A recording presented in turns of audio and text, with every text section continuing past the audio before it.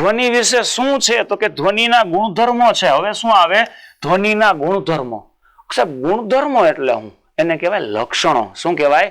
લક્ષણો.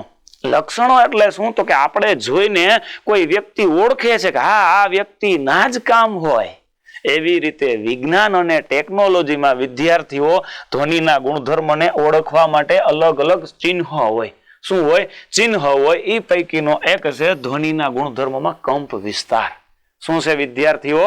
કંપ વિસ્તાર, જેને આપણે વિદ્યાર્થીઓ અંગ્રેજીમાં કંઈક આવા નામથી ઓળખીએ છીએ, એમ્પ્લિટ્યુડ. શું કહીએ છીએ? એમ્પ્લિટ્યુડ. સૌ પ્રથમ તો આપણે કંપ વિસ્તાર છે એના વિશે થોડીક વધારે માહિતી જાણીએ. જેમ કે એક ઉદાહરણ લઈને કહું છું. કંપ વિસ્તાર એટલે શું? કોઈ પણ દોલનના કંપનનો વિસ્તાર હોય એને કંપ વિસ્તાર કહેવાય. કોઈ પણ દોલન. દોલન એટલે શું તો કે આગળ જાય અને પાછળ આવે, એક દોલન થયું. મતલબ કે ધ્વનિમાં કંઈક પદાર્થ સાથે અથડાણું તો શું થયું વિદ્યાર્થીઓ? કંપન થયું. તો આની વ્યાખ્યા કંઈક આવી છે. કોઈ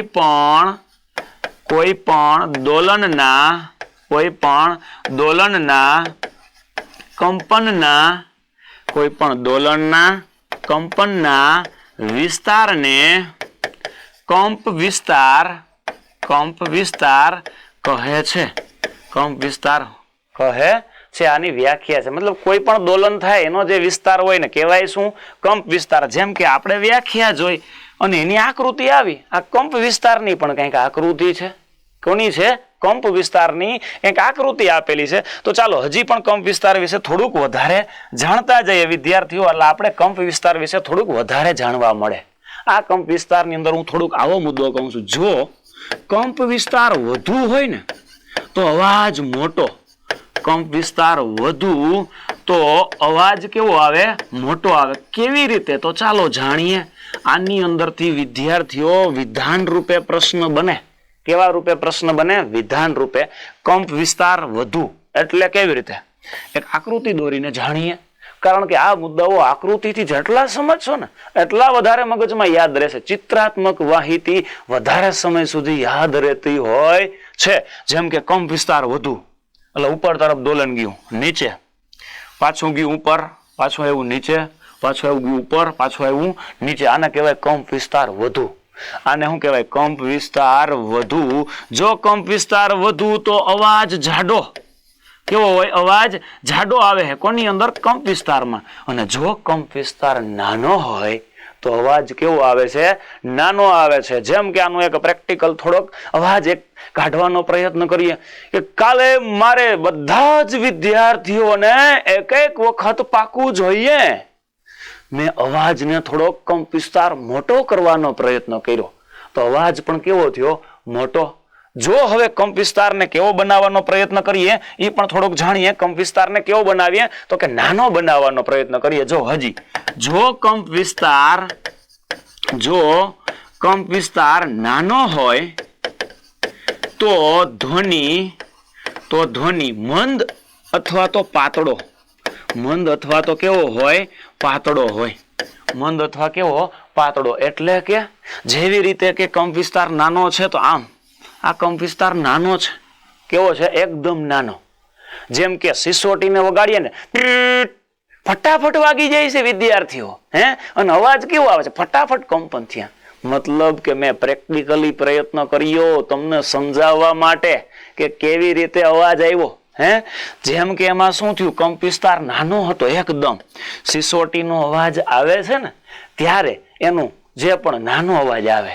પરંતુ જો કંપ વિસ્તાર મોટો હતો તો યાદ હતું જેમ કે એક ડ્રમ વગાડો છો, ડ્રમની અંદર કંઈક આવું થાય.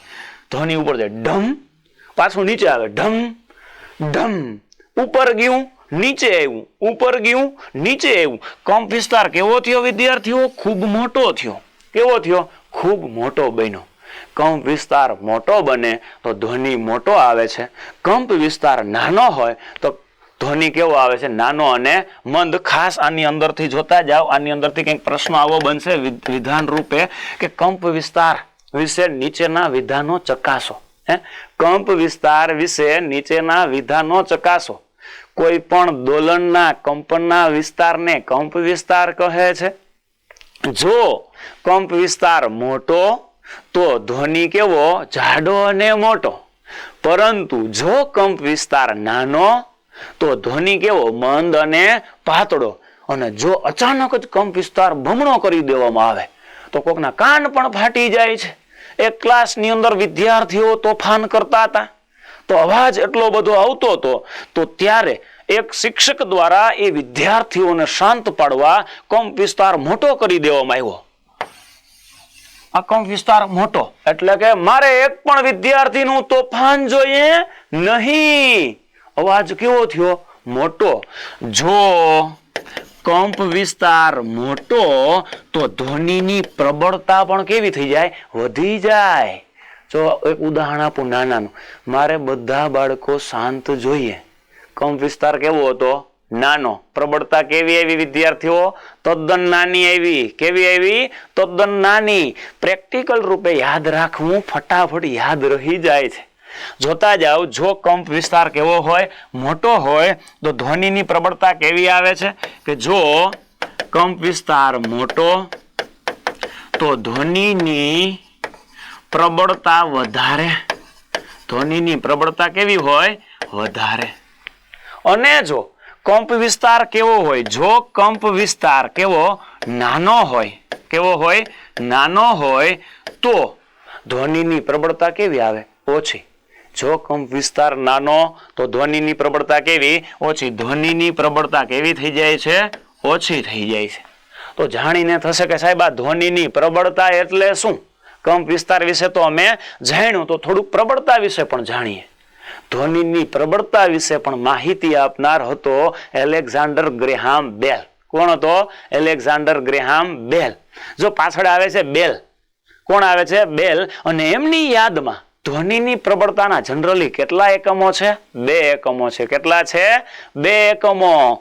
એક એકમનું નામ છે ડેસિબલ અને બીજાનું નામ શું છે વિદ્યાર્થીઓ? બેલ. શું છે? બેલ. ધ્વનિની પ્રબળતાના 2 એકમ છે. એક છે ડેસિબલ અને બીજો છે બેલ. તો જનરલી ધ્વનિની પ્રબળતાના એકમ પણ પૂછાતા હોય.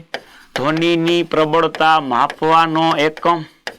ધ્વનિની પ્રબળતાનો એકમ બરાબર શું છે? તો કે ડેસિબલ. શું છે વિદ્યાર્થીઓ? ડેસિબલ છે. બીજો એક અને ડેસિબલની સંજ્ઞા છે ડીબી. શું છે? ડીબી. હું અને તમે બંને વાતો કરીએ છીએ તો મારો અવાજ તમારા કાન સુધી પહોંચે છે તો સામાન્ય વાતચીત છે ને એ અવાજ છે. આ અવાજ છે કંઈક 30 થી લઈને 50 ડેસિબલ સુધીનો છે. પરંતુ જો મારા દ્વારા આવતો અવાજ એકચ્યુઅલી બહુ વધારે હોય તો તમારા કાનના પડદા પણ તૂટી જતા હોય. તો સાહેબ એટલો અવાજ એટલે કેવો? જેમ કે સામાન્ય વાતચીત છે તો 30 થી લઈને 50 ડેસિબલ. શ્વાસોશ્વાસની જે છે હાવ નોર્મલ 10 ડેસિબલ. શ્વાસોશ્વાસ કેટલા ડેસિબલ છે? 10 ડેસિબલ.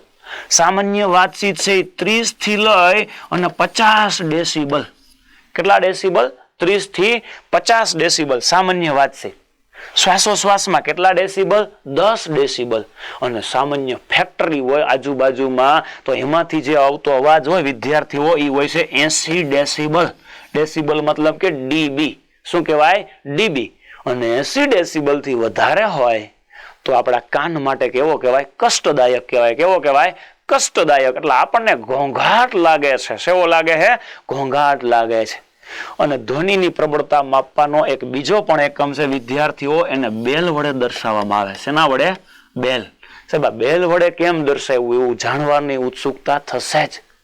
કારણ કે એલેક્ઝાન્ડર ગ્રેહામ બેલ નામના વૈજ્ઞાનિકે ધ્વનિ વિશે માહિતી આપી હતી. એની યાદમાં ધ્વનિની પ્રબળતાનો એકમ બેલ પણ રાખેલો છે. કયો એકમ રાખેલો છે વિદ્યાર્થીઓ? બેલ રાખેલો છે. તો આ બેલની અંદર કંઈક આવું છે. એક બેલ બરાબર 10 ડીબી. મતલબ કે ડેસિબલ છે ને એ બેલનો કેટલામો ભાગ છે? 10મો ભાગ. કેટલામો ભાગ છે વિદ્યાર્થીઓ? 10મો ભાગ. કોનો ભાગ છે? ડેસિબલનો 10મો ભાગ છે. ચાલો હજી પણ વધારે આની અંદર થોડું જાણતા જઈએ કે સાહેબ આ ધ્વનિની જે પ્રબળતા છે એ કેવી રીતે વધે છે. થોડુંક વધારે જાણીએ. ધ્વનિની પ્રબળતા છે ને એનો આધાર છે ને એક આના ઉપર છે, કંપ વિસ્તાર પર. કેના ઉપર છે? કંપ વિસ્તાર, જેને આપણે કહીએ છીએ વિદ્યાર્થીઓ એમ્પ્લિટ્યુડ. શું કહીએ? એમ્પ્લિટ્યુડ. જો ધ્વનિની પ્રબળતા વધારે હશે તો મતલબ એવો કહેવાય કે કંપ વિસ્તાર કેવો હોય? વધારે. કેવો હોય? કંપ વિસ્તાર વધારે હોય તો શું વધારે હશે? પ્રબળતા. એટલે આના આધારે એક વિધાન થઈ ઘણીવાર પરીક્ષાની અંદર પૂછાતા હોય. અગાઉની પરીક્ષામાં આની અંદરથી ખૂબ પ્રશ્ન પૂછાણા. એક પ્રશ્ન એક વખત ડીવાયએસઓની કંઈ અંદર આવી રીતે પૂછાયેલો, ખાસ નોટ ડાઉન કરશું વિદ્યાર્થીઓ. આ પ્રશ્ન એટલે કે આવો કે જો કંપ વિસ્તાર બમણો કરવામાં આવે,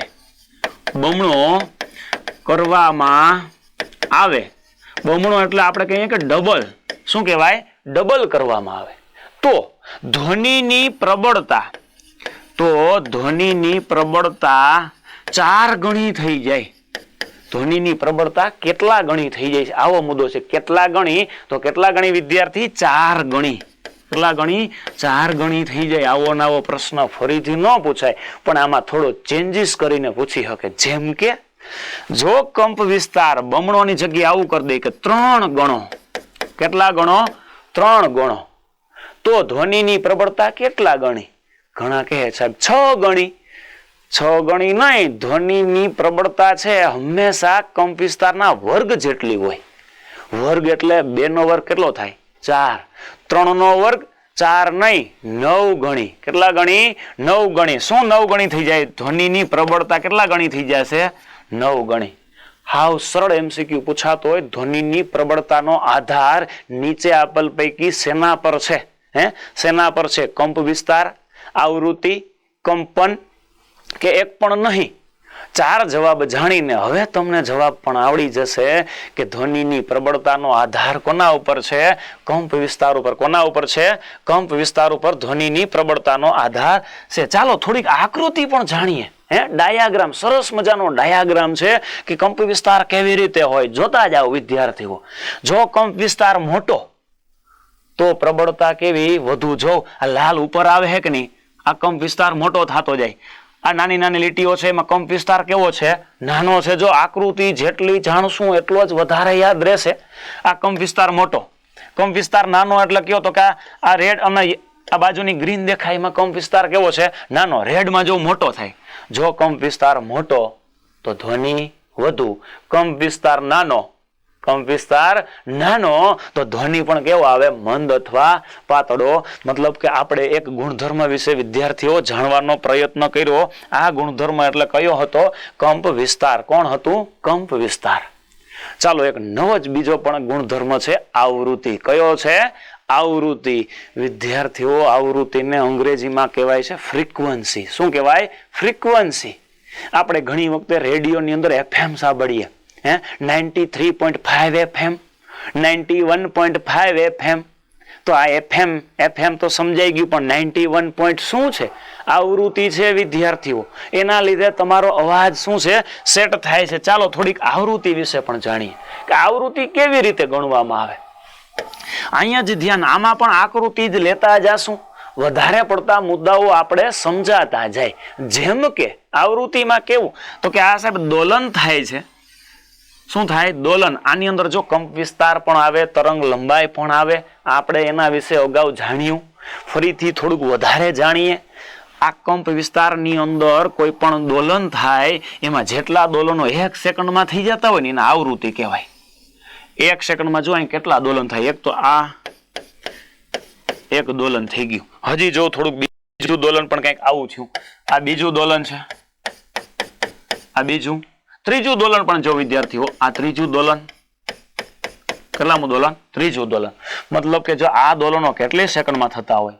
1 સેકન્ડમાં. 1 સેકન્ડની અંદર હું જનરલી ગણું છું. એક સેકન્ડમાં કેટલા દોલન થઈ ગયા? 2.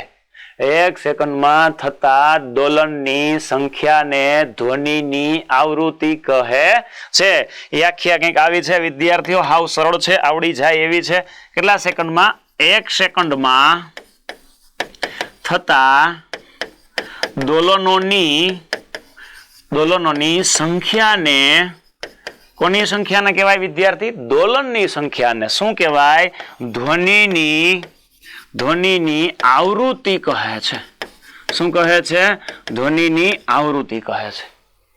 ધનુની આવૃત્તિ વિશે પણ જાણ્યું. ચાલો હજી વધારે મુદ્દો જાણતા જઈએ કે આવૃત્તિ વિશે નેક્સ્ટ મુદ્દાની અંદર થોડુંક વધારે જાણતા જઈએ. વિદ્યાર્થી મિત્રો સૌથી વધારે પાછું હજી પણ આપણે કોના વિશે જાણીએ, આવૃત્તિ વિશે જાણવાનો પ્રયત્ન કરતા જઈએ કે આવૃત્તિની અંદર હજી વધારે શું મુદ્દાઓ આવશે વિદ્યાર્થી. જો આવૃત્તિ વધારે, પીચ વધારે તો અવાજ મંદ અને પાતળો મહિલાઓની અંદર આવું વધારે પડતું જોવા મળે છે.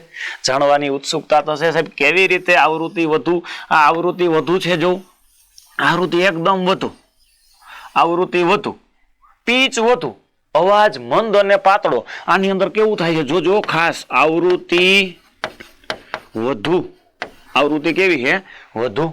આવૃત્તિ વધારે છે તો અહીં હજી પણ એક લખું છું, તો પીચ પણ વધુ.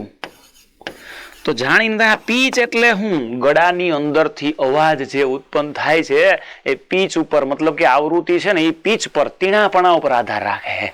એટલે કેવી રીતે, જેમ કે હું બોલું છું, મારે 2 વાર લખેલું જોઈએ, આ જે અવાજ ઉત્પન્ન કરવા તમને સમજાવવા હેતુથી મેં કાઢ્યો છે, એની અંદર મેં કંઈક વધારે પડતા કંપનો કર્યા. વધારે કંપનો થાય, હજી પણ જો વધુ કંપન થાય ઝડપથી તો આવૃત્તિ વધુ, પીચ પણ વધુ, અને અવાજ જો તમે જાણ્યો જ કેવો હોય, એકદમ તીણો અવાજ કેવો હશે વિદ્યાર્થીઓ, એકદમ તીણો અવાજ હશે અને મંદ હશે. કેવો હશે, એકદમ તીણો અને મંદ અવાજ હશે. ફરીથી એક વખત વધુ કંપન થાય તો આવૃત્તિ વધુ હોય, અને એની અંદર શું વધુ હોય, પીચ પણ વધુ, પણ ઉત્પન્ન થતો અવાજ મંદ અને કેવો હશે વિદ્યાર્થીઓ, તીણો હશે. કેવો હશે, મંદ અથવા તો તીણો હશે. કેની અંદર, આવૃત્તિ વધુ તો. પરંતુ જો આવૃત્તિ ઓછી તો શું થાય, આ વધુ આવૃત્તિ થાય તો આવું છે. આવૃત્તિ ઓછી થાય તો કેવું થાય છે, ચાલો એ પણ થોડું જાણીએ કે આવૃત્તિ ઓછાની અંદર કેવી માહિતી આપણને મળે છે. તો ચાલો જાણીએ. જો આવૃત્તિ ઓછું કંઈક આવું આપે છે, આ પણ આવૃત્તિ જ છે હો વિદ્યાર્થી. 1 સેકન્ડ દીઠ થતા દોલનની સંખ્યા જ છે, 1 સેકન્ડ દીઠ થતા દોલનની સંખ્યા. આમાં આવૃત્તિ થઈ તો ખરી 1 સેકન્ડ દીઠ દોલનો, પણ કેવા થયા, બહુ ઓછા થયા. કેવા થયા, બહુ ઓછા. જેમ કે હું કંઈક સમજાવવાનો પ્રયત્ન કરું, મારે કાલે 2 વખત લખેલું જોઈએ, આવૃત્તિ છે એ ઓછી આવી, મતલબ કે કંપનો ઓછા થયા. ખાસ જાણતા જઈએ જોજા વિદ્યાર્થીઓ મિત્રો, અહીંયા હું લખું છું આવૃત્તિ કેવું હોય, ઓછી. આવૃત્તિ કેવી છે વિદ્યાર્થી, ઓછી. તો મતલબ આવૃત્તિ ઓછી ક્યારે હોય, તો કે કંપન ઓછા. કંપન ઓછા હોય તો આવૃત્તિ ઓછી. અને પીચ પણ કેવી હોય કહું, ઓછી. પીચ પણ કેવી, ઓછી. આવૃત્તિ ઓછી, પીચ ઓછી, કંપન ઓછા, તો અવાજ છે ને એકદમ જાડો બને. કેવો બને, જાડો બને. જો આવૃત્તિ વધારે હોય ને તો અવાજ તીણો અને મંદ. જો આવૃત્તિ ઓછી, કંપન ઓછા, પીચ ઓછી, તો અવાજ છે ને એ કેવો બનશે, જાડો બને. કેવો બને, જાડો અને ઘોઘરો બની જાય છે. ખાસ યાદ રાખશું. અને આ આવૃત્તિ વિશે એક માહિતી આપનાર એક વૈજ્ઞાનિક પણ છે વિદ્યાર્થીઓ. કોણ છે, એક વૈજ્ઞાનિક પણ છે. આ વૈજ્ઞાનિકનું નામ છે ફ્રેડરિચ રુડોલ્ફ હર્ટ્ઝ. કોણ છે, ફ્રેડરિચ રુડોલ્ફ હર્ટ્ઝ. કોના વિશે માહિતી આપી વિદ્યાર્થી, તો કે આવૃત્તિ વિશે માહિતી આપી. જેમ કે આવૃત્તિ એટલે કે અંગ્રેજીમાં શું કહીએ આપણે એને, ફ્રીક્વન્સી. વિદ્યાર્થી શું કહીએ, ફ્રીક્વન્સી. આવૃત્તિ વિશે માહિતી આપનાર વૈજ્ઞાનિક છે ફ્રેડરિચ રુડોલ્ફ હર્ટ્ઝ. ફ્રેડરિચ રુડોલ્ફ હર્ટ્ઝ નામના વૈજ્ઞાનિકે સૌ પ્રથમ આવૃત્તિ વિશે માહિતી આપી, અને એની યાદમાં એનો એકમ છે હર્ટ્ઝ. કોની યાદમાં, આવૃત્તિની યાદમાં. આવૃત્તિની યાદમાં એનો એકમ છે હર્ટ્ઝ રાખવામાં આવ્યો છે. કેટલી આવૃત્તિ વાળા તરંગો આપણે પારખી હગીએ, નો પારખી હગીએ, આવા પણ પ્રશ્નો આવે છે વિદ્યાર્થીઓ. થોડા એ પણ જાણીએ આપણે. 1 સેકન્ડમાં 20 થી ઓછા દોલન થાય. કેટલા દોલન થાય, 20 થી ઓછા. તો આવૃત્તિ કેટલી કહેવાય, તો કે 20 હર્ટ્ઝ કહેવાય. કેટલા હર્ટ્ઝ કહેવાય, 20 હર્ટ્ઝ. 1 સેકન્ડમાં 20 થી ઓછા દોલનો આપણા કાન પારખી શકતા નથી. અને 20,000 હર્ટ્ઝ મતલબ એવો કે 1 સેકન્ડની અંદર, અને 1 સેકન્ડની અંદર 20,000 હર્ટ્ઝ કરતા ઓછા દોલનો આપણે સાંભળી શકીએ, પરંતુ 20,000 કરતા વધુ હોય તો સાંભળી શકીએ નહીં. 20 હર્ટ્ઝથી ઓછાઈ ન સાંભળી શકીએ અને 20,000 હર્ટ્ઝ કરતા વધારે દોલન પણ આપણે સાંભળી શકતા નથી. તો આપણે સાંભળવાની ક્ષમતા કેટલી? તો કે 20 હર્ટ્ઝ કરતા વધુ. કેટલા હર્ટ્ઝ કરતા વધુ વિદ્યાર્થીઓ? 20 હર્ટ્ઝ કરતા વધુ. પાછું થોડું વધારે જાણીએ. 20 હર્ટ્ઝ કરતા વધુ અને 20,000 હર્ટ્ઝ કરતા ઓછી આવૃત્તિવાળા મતલબ આવો થાય કે જો 1 સેકન્ડમાં 20 દોલન કરતા વધુ થાય અને 1 સેકન્ડમાં 20,000 કરતા ઓછા દોલન થાય તો એટલી આવૃત્તિવાળો ધ્વનિ છે એને આપણે શું કરી શકીએ? સાંભળી શકીએ છીએ. શું કરી શકીએ? સાંભળી શકીએ છીએ. અમુક પ્રાણીઓ છે એ પણ શ્રાવ્ય ધ્વનિ, અશ્રાવ્ય ધ્વનિ જેમ કે સાંભળી શકતા હોય છે. 20 હર્ટ્ઝ કરતા ઓછા પણ સાંભળી શકે, 20,000 હર્ટ્ઝ કરતા વધુ પણ સાંભળી શકે. 20,000 હર્ટ્ઝ કરતા વધુ જે તરંગો હોય વિદ્યાર્થીઓ, તો એના આવા નામથી ઓળખવામાં આવે, પરાશ્રાવ્ય ધ્વનિ. કયા ધ્વનિ તરીકે? પરાશ્રાવ્ય ધ્વનિ તરીકે. અને આ ધ્વનિ છે એની અંદર આવે 20,000 હર્ટ્ઝ કરતા વધુ.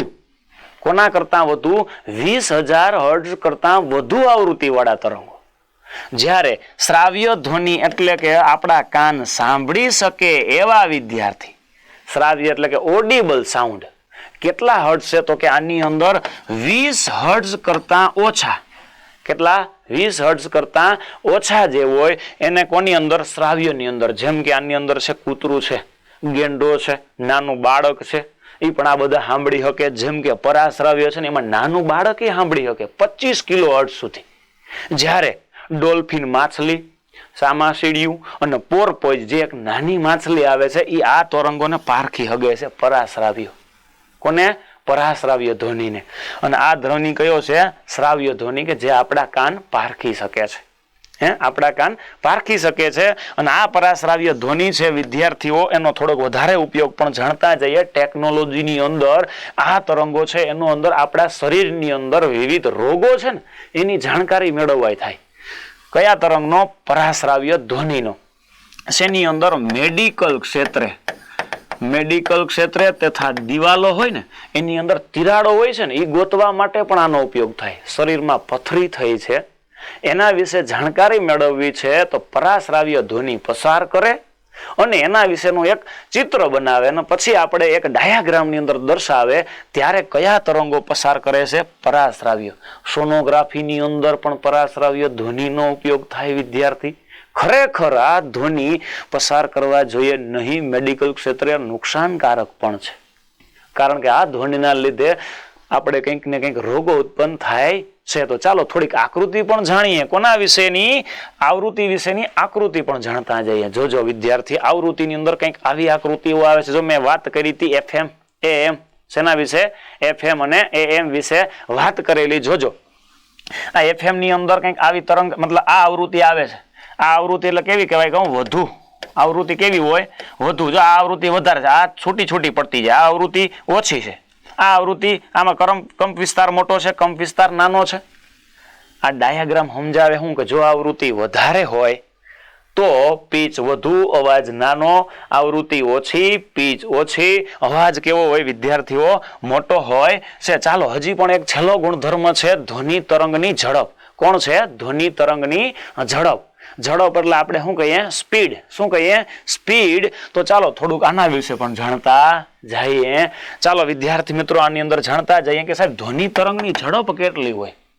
પેલા તો એક વાત યાદ કરાવું કે સૂર્ય છે ને, સૂર્ય એની અંદર ઝાઝા બધા વિસ્ફોટો થાય છે અને ચંદ્ર ઉપર બે વ્યક્તિ ગયા હોય તો બે વાતો કરતા હોય પણ એનો અવાજ આપણા કાન સુધી આવતો નથી. કારણ કે ત્યાં એક વસ્તુ છે વિદ્યાર્થીઓ. શું છે? શૂન્ય અવકાશ છે. શું છે? શૂન્ય અવકાશ છે. કઈ જગ્યાએ? અવકાશની અંદર, ચંદ્ર પર તેમજ ક્યાં? સૂર્ય પર. ત્યાં ધ્વનિનું પ્રસરણ થતું નથી. શું નથી થતું? ધ્વનિનું પ્રસરણ થતું નથી. કઈ જગ્યાએ વિદ્યાર્થીઓ થતું નથી? તો કે સૂર્ય પર ધડાકાઓ થાય છે એ આપણે પૃથ્વી પર સંભળાતા નથી. ચંદ્ર પર બે વ્યક્તિઓ વાતો કરે છે એ પણ આપણે સંભળાતી નથી. અંદરો અંદર એમને પણ નથી સંભળાતી. કારણ કે ત્યાં શું છે? શૂન્ય અવકાશ. જ્યારે ધ્વનિની ઝડપ અલગ અલગ માધ્યમમાં, મતલબ કે તરંગની ઝડપ અલગ અલગ માધ્યમમાં, પાછું યાદ કરો માધ્યમનો કંઈક મુદ્દો પાછો રિપીટ આવ્યો, ઘન પ્રવાહી વાયુ. ત્રણની અંદરથી સૌથી સરળમાં વાત કરતા હતા તો કોની અંદર છે? હવામાં. કોની અંદર છે વિદ્યાર્થીઓ? હવાની અંદર. આની અંદર પણ વધુ વાત કરતા હતા તો યાદ કરો કે તાપમાનના લીધે દરેક પ્રવાહી માધ્યમમાં, ઘન માધ્યમમાં કે વાયુ માધ્યમમાં ધ્વનિનો વેગ બદલાય છે. શું થાય છે? ધ્વનિનો વેગ બદલાય છે. કોની અંદર? ત્રણે ત્રણ માધ્યમમાં. તો સાહેબ તાપમાનના લીધે કેટલો બદલાય છે? તો કે 0 સેલ્સિયસ હોય તો પણ અલગ હોય, 22 સેલ્સિયસ હોય તો પણ અલગ હોય, 24 સેલ્સિયસ હોય તો પણ અલગ હોય. મતલબ કે ધ્વનિ પર કોની અસર થાય? ધ્વનિના વેગ પર. તો કે તાપમાનની અસર થાય છે. તો કે હા.